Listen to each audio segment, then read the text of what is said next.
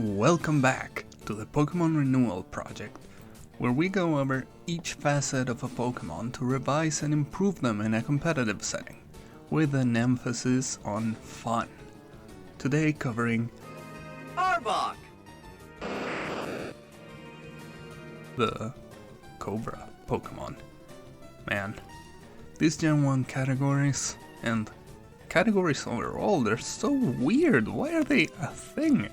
Anyway, this huge snaky boy has been slithering around the Pokemon world since forever, actually introducing the concept of regional variants in a way, since the pattern on its chest is somehow different in every region, which is pretty cool.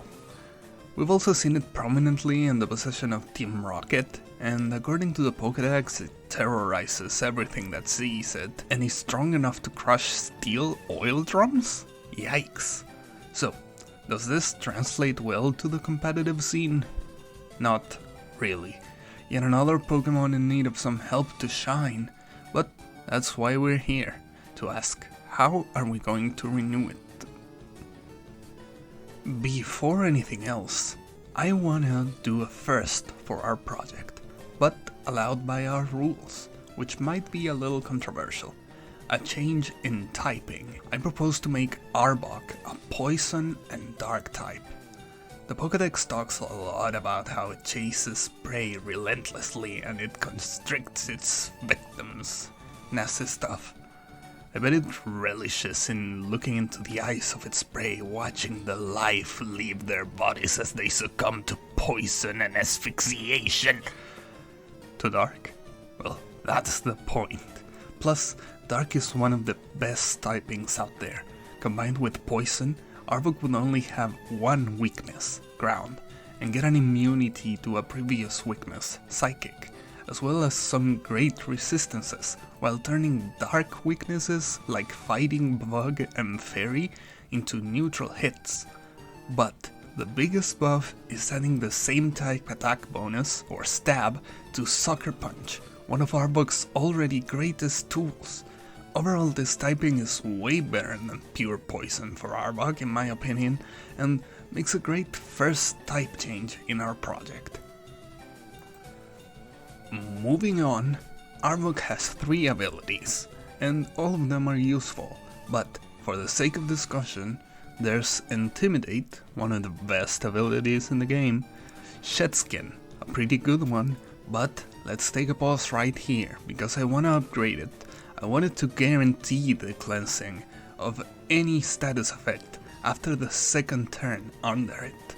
This way, users are not immune to status, so still counterable, but basically unable to be crippled in the long term, while removing the inconsistencies of RNG.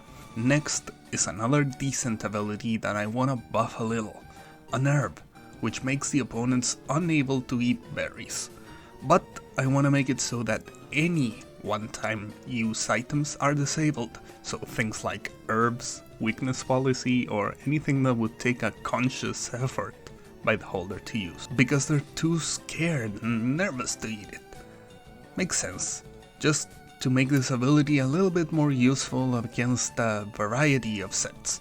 Overall, Arbok has great abilities, but these buffs could make it so that Intimidate isn't the immediate default. Now onto stats.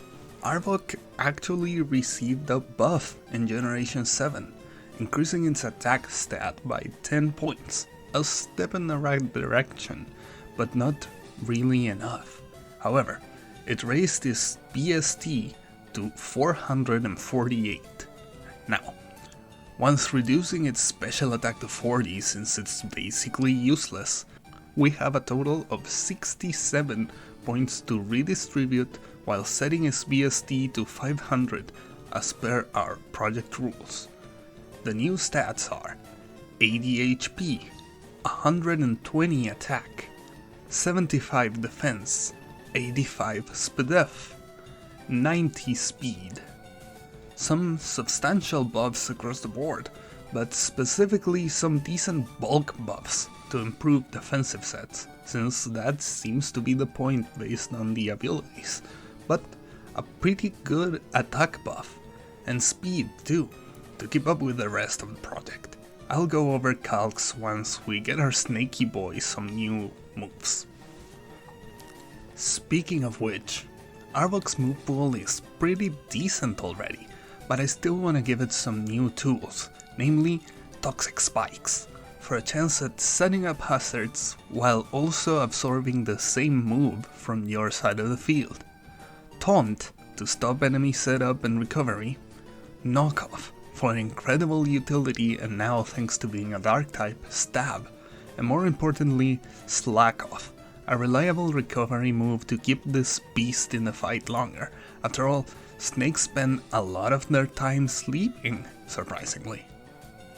Just these new moves would bring some new stuff to Arbok's stable, while also keeping the value of the existing move pool.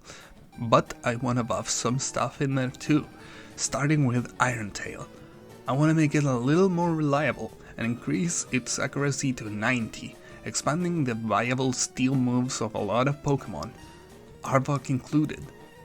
The next one might be controversial, especially if you've played Gen 1 competitive, but I wanna buff Wrap. Don't worry, I won't make it as busted as it once was. Instead, I propose to make the user be unable to miss attacks against a wrapped target, except for one-hit KO moves, obviously, and make it so that pivoting moves like U-turn cannot switch the target out, with the exception of teleport. These changes would encourage the use of Wrap in some sets while removing the inconsistencies in other moves, but it takes a turn to set up and a move slot. Arbok specifically might love to wrap someone up and hit them with a perfectly accurate gong shot. For an unrelated change, the poison type freeze dry in my mind right now could be Acid, making it not only be able to hit, but super effective against steel types by corroding through them. It is admittedly pretty crazy to turn an immunity into a super effective hit, but I think it works. Hey, maybe it could even have lower base power if you want, I don't know. With the new stats and moves facing off against Gen 8 National Dex OU threats, unboosted with an adamant nature and black sludge, we find that Gong Shot, without poisoning, 2-hit KOs Blissey, Rillaboom, Bulk, Zapdos, and Oko's Clef and all the Tapus. Sucker Punch 2-hit KOs Victini, possibly Slowbro, and manages to easily threaten and pick off other injured threats. And this is unboosted, and without looking at coverage moves. This is also an offensive set. I imagine things like Glare, Toxic Spike, Slack Off, and an attack with Intimidate and defensive investment might actually put in some defensive work.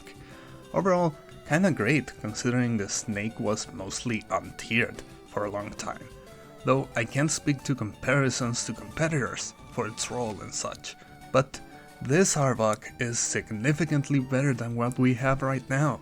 So, what do you think? Is the snaky boy not strong enough?